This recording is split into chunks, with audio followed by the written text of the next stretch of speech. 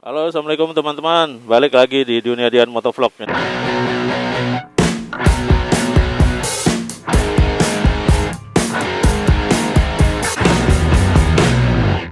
kita akan kantor sekaligus bikin motovlog ya. Ini tadi eh kameranya nggak nyala, ini ditabrak ibu-ibu nih. Untung nggak berapa, cuman penyok aja sedikit di platnya doang. Sama knalpot kuat ya. Ya udah deh. Oke, kita jalan aja deh. Kita jalan ke kantor. Kita bikin motovlog.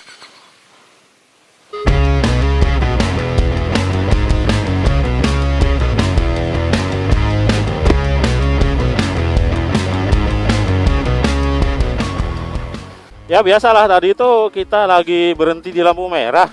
Berhenti banget, di belakang tuh mbak-mbak apa ibu-ibu, dia nggak naik matic, nggak ngeliat jalan, ngobrol kayaknya, lalu dihajar dari belakang, jebret. Nah untungnya motor ini kan kuat nih, cuman plat nomornya aja yang penyok, sama kena knalpotnya nggak apa-apa. Nggak tahu itu motor maticnya jadi bagian depannya hancur nggak tuh. Ya udah deh, saya nggak mau memperpanjang, dia udah minta maaf, ya udah gitu. Makanya teman-teman hati-hati banget ya kalau di jalan tuh, jangan ngelamun, jangan main HP dan segala macam, karena yang namanya berkendara itu full time job ya, nggak bisa disambi-sambi, berbahaya. Makanya juga GPS pun itu kita ngelihatnya nggak boleh sering-sering, makanya kan kita mendengarkan dari prom ya, dari Sena nih, misal kayak saya pakai Sena, atau ya kalau motor pakai Sena harusnya ya, biar denger GPS-nya, jangan ini, jangan diliatin terus, nanti jadi nggak konsentrasi ke jalan. Banyak tuh ya, misal ojol taruh gitu atau dipegangin, akhirnya nabrak orang segala macam. Nah tapi di motovlog kali ini saya nggak mau bahas itu ya. Saya akan membahas ini nih, ada kejadian menarik nih belakangan ini viral di dunia permotoran, yaitu orang lagi sunat mori ditendang sama aparat ya. Nah itu kan ramai banget tuh. Komentarnya sampai wah banyak banget. Saya awalnya nggak ngikutin nih dunia permotoran belakangan ini karena ada dunia lain. Karena ada kerjaan lain banyak kan yang nggak saya ikuti, tapi saking viralnya ini ya tendangan aparat terhadap pemotor ini itu sampai nyampe itu ke ibaratnya ke sosmed saya gitu, nyampe karena banyak yang bahas juga. Nah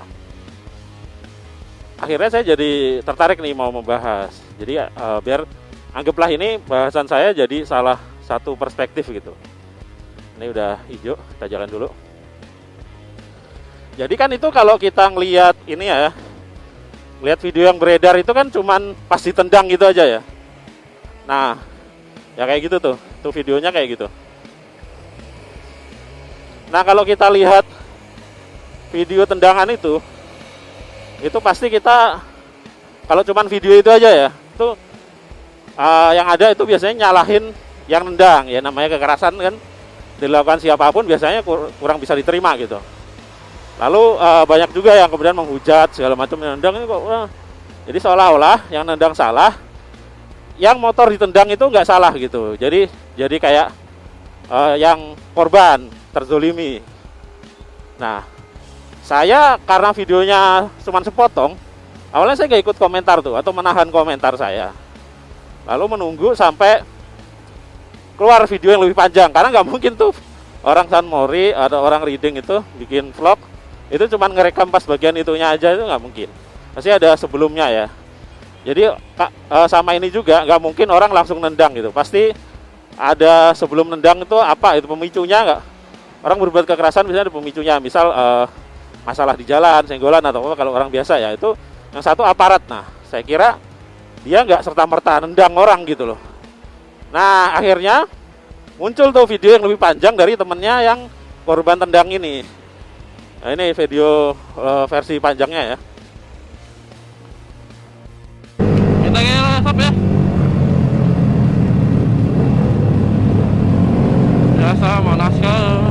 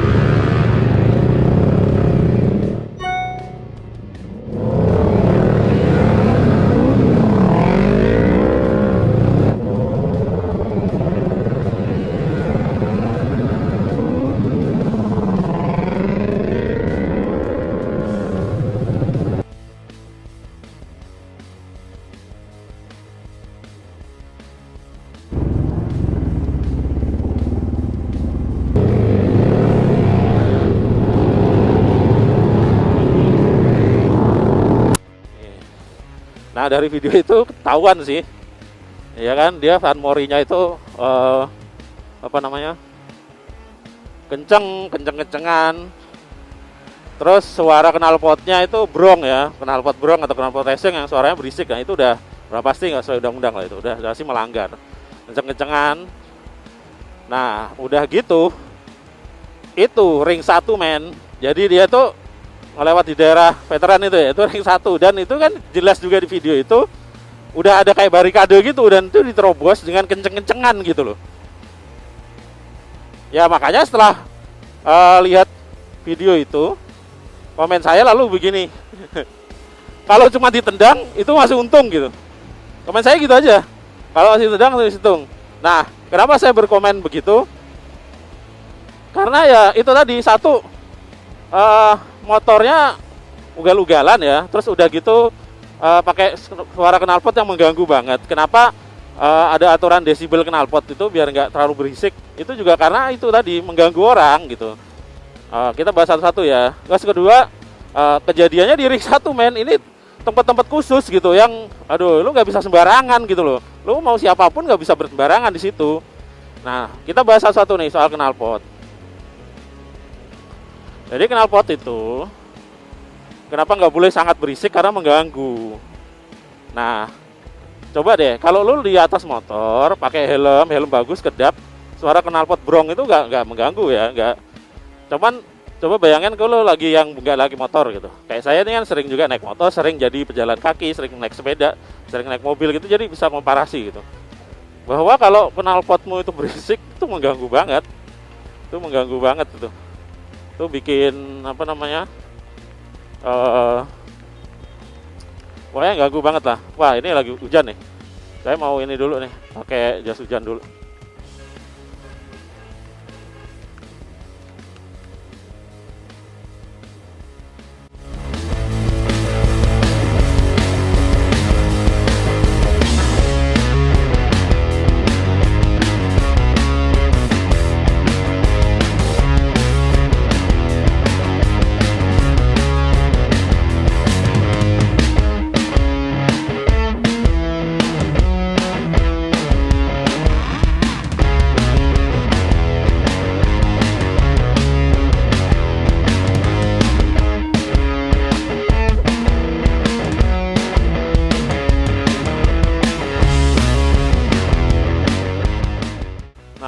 Kita udah pakai jas hujan nih.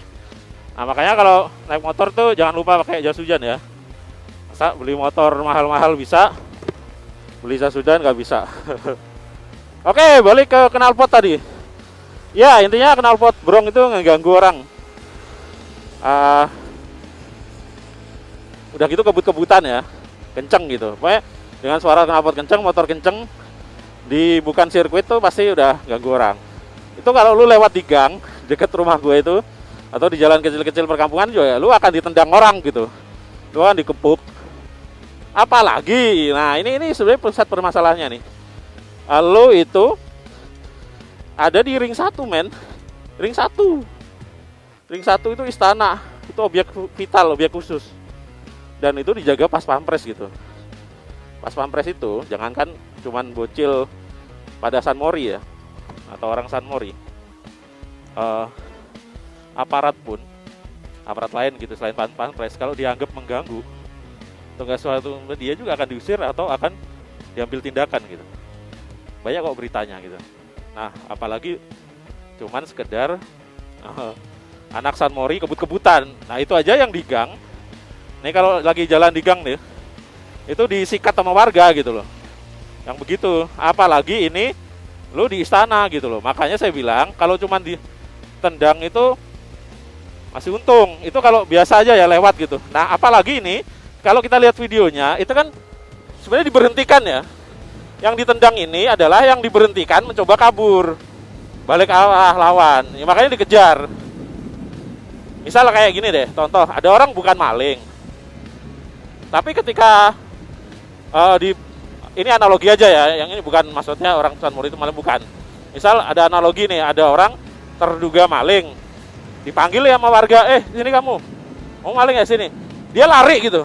Kira-kira apa yang akan dilakukan orang, ya akan dikejar, langsung dihajar gitu loh, ngerti nggak? Ya alasan panik atau apa? Ya kalau ada aparat nyegat, ngomong baik-baik lah, ngomong baik-baik. Apa namanya? Bisa kok. Nah, emang bisa ngomong baik-baik. Nah ini contoh nih, akan saya contohkan.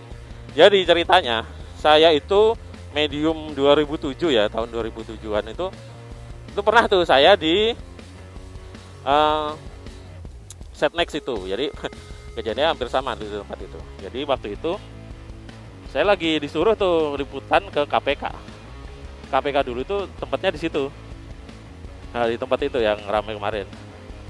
Cuman saya nggak tahu masuknya dari mana. Lalu waktu itu saya naik motor, udah gitu motor bebek lagi kan, motor butut. Malam-malam saya ini salah masuk ke arah istana. Yang itu. Nyelonong aja tuh. Wah, itu pas pampres. Itu lagi ngaso, lagi mau tidur, sebagian lagi berjaga. Itu pada keluar semua tuh. Ya udah, pasti kita dibentak-bentak. Ya, beberapa megang pistol kayak yang di video itu kan, sempat ada pas pampres yang nendang megang pistol itu. Itu maksudnya kayak peringatan, lu jangan ngelawan atau jangan ini. Itu safety war yang akan ditembak. Tapi kalaupun ditembak, dia punya ini, sebenarnya ada yang bilang itu wajar juga. Wah, waktu itu saya merasa salah ya. Salah masuk gitu, saya langsung diem aja, nggak mencoba kabur, atau saya diem langsung minta maaf, Pak, buka helm segala macam. Pak, maaf Pak, saya mau ke KPK gitu, kantor sini mau liputan. Kamu ini salah, nggak tembak kamu gitu, terima aja. Kamu salah kok, terima aja itu. Mereka juga punya protap untuk segala macam gitu. Udah terima aja. Apa yang terjadi teman-teman? Ya nggak diapa-apain teman-teman. Paling cuma dibentak-bentak, ini suruh pergi. Ya udah gitu loh. Ngapain kabur gitu loh kalau ketemu kayak gitu. Ya udah, makanya kepala dingin nih, ketemu aparat segala macam, ketemu ini. Ya kecuali rasa salah sih. Teman yang San Maru itu yang kemudian tendangan tuh, kalau nggak salah dia udah bikin video, dan di videonya itu dia udah merasa nggak membenarkan tindakannya. Ya tindakannya salah ya. Ya bagus itu. Menurut saya itu bagus lah. Semua orang pernah salah lah. Jadi kalau ada orang salah, menurut saya ya asal menyadari kesalahannya ya bagus saja. Yang nggak banget itu justru pendukungnya tuh, banyak yang komen-komen malah panas itu, mancing kepanasan membenarkan tindakan itu, dan itu beberapa pakai akun anonim gitu. Sebenarnya kan lucu juga itu, ngapain lu pakai akun anonim kalau merasa benar gitu loh, mendebat sesuatu yang benar pakai akun sendiri, ngapain sih takut? So berani tapi takut tuh dibeli akun anonim. Nah menurut saya ya sudah, diambil hikmahnya aja kejadian ini. Lain kali janganlah San Mori kebut-kebutan, San Mori santai-santai aja. Ya kalau mau narik, lihat-lihat suasana dulu lah, di jalan yang mana gitu loh. Ring 1 lu tarik gitu. Makanya kayak semacam Monasco itu juga kan, yang suka balapan di ring 1, itu kan pernah dapat tendangan juga dari PM kan waktu itu kan. Ada orang lagi balapan di Monasco dihajar sama PM kan. Ya udah, waktu di situ kan ada kantor TNI AD juga itu markasnya. Ada istana, markas TNI AD, ada Depdagri segala macam, ada Mahkamah Agung. Lu kebut-kebutan di situ, bayangin tuh. Yang si Monasco ini. Ini yang kemarin jadi tendangan juga di video itu, ada temannya juga bilang, "Wah, kita ke Monasco gitu." Nah, menurut saya udahlah teman-teman. Udahlah, ngapain sih kebut-kebutan begitu? Kalau jatuh, meninggal malah nggak bisa main motor lagi. Motornya rusak juga nanti nggak bisa San Mori lagi. Kerugiannya banyak. Ya, terus malah dapat tendangan begitu kan. Nah, menurut saya ya sudah, jadikan pelajaran. Sekali lagi seperti yang saya katakan, kalau cuma ditendang itu masih sangat beruntung. Percaya deh, percaya sama saya. Kalau cuma ditendang, ada masih beruntung. Nah, ke depan semoga dijadiin pelajaran agar ya hobi motor San Mori itu nggak ada yang larang. Yang dilarang itu adalah arogan-arogannya itu, kebut-kebutan, kenceng, suara knalpotnya yang brong banget gitu. Sebenarnya racing nggak apa-apa kan, banyak juga yang desibelnya low gitu, tapi bagus. Makanya saya ini sampai saya bela-belain nih. Saya beli knalpot Arrow nih dari luar negeri, jadi mahal banget. Gara-gara knalpot itu tuh yang bagus, nambah kenceng sedikit, suaranya nggak mendem, tapi juga nggak berisik gitu loh. Jadi kan suara aslinya KTM ini kan mendem nih. Nah pakai itu agak keluar dikit, tapi juga nggak terlalu berisik gitu.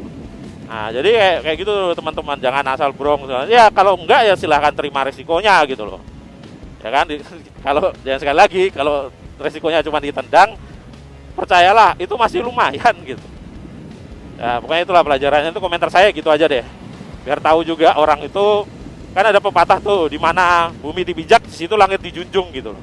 Orang tuh harus tahu tempatnya, setiap tempat itu ada aturan dan ada konsekuensi jika aturan itu dilanggar. Nah, seperti saya tadi bilang, lu di gang aja kalau ngebut dan knalpot brong ditendang sama warga, apalagi ini di istana di lingkungan ring 1 gitu ya, makanya saya bilang kalau cuma ditendang udah untung. Jadi teman-teman, semoga jadi pelajaran bersama nih kita nih sebagai anak motor ini kan. Ya saya pernah muda dulu ya, pernah agak kebut-kebutan juga ya, udah tua ini udah tahu pengalamannya. Makanya pada adik-adik saya yang muda ini saya bilangin ya, udahlah jangan melakukan hal-hal yang nanti bisa kamu sesali di kemudian hari gitu. Oke teman-teman, kayak gitu aja deh motovlog kali ini, cuma mau ngomentarin kejadian itu aja karena viral nih dan seru, kayaknya perlu dikomentarin biar ada juga perspektif lain gitu. Jadi yang selama ini nggak ngerti masih nyala-nyalain jangan deh, apalagi hati-hati loh kalau komentar-komentarnya kayak menjelek-jelekan aparat, menyinggung tuh bisa berbahaya. Nah, semoga ada hikmahnya, semoga bisa diambil pelajaran. Seperti biasa, video ini sampai di sini aja. Kalau suka silahkan di like, kalau nggak suka dislike, monggo banget. Lalu kalau ada komentar, kalau ada pendapat berbeda silahkan di kolom komentar. Saya nggak pernah mensensor dan tidak pernah dan memberi orang yang punya pandangan berbeda untuk berpendapat gitu. Share juga video ini atau mungkin ada sependapat atau biar orang tahu ada pendapat berbeda soal hal itu, biar teman-temannya tahu. Jangan lupa juga subscribe bagi yang belum, jika tertarik di channel ini. Bagi yang sudah, terima kasih banyak. Sampai jumpa di video-video berikutnya. Saya Dian, pamit undur diri. Assalamualaikum warahmatullahi wabarakatuh. Dadah. Tadi hujan, sekarang panas. Jadi akhirnya kepanasan nih pakai jas hujan. Aduh. Di Jakarta ini suka di prank sama hujan. Lalu hujan deras banget, kalau nggak pakai jas hujan, lu akan basah kuyup dalam tempo 1 menit gitu. Tapi nggak lama jalan, sekitar setengah kilo udah nggak hujan gitu. Terus setengah kilo lagi udah panas kerontang begini, lihat nih, panas banget. Ini masih pakai jas hujan. Walhasil nggak basah karena hujan, basah karena keringet gitu. Di prank hujan men.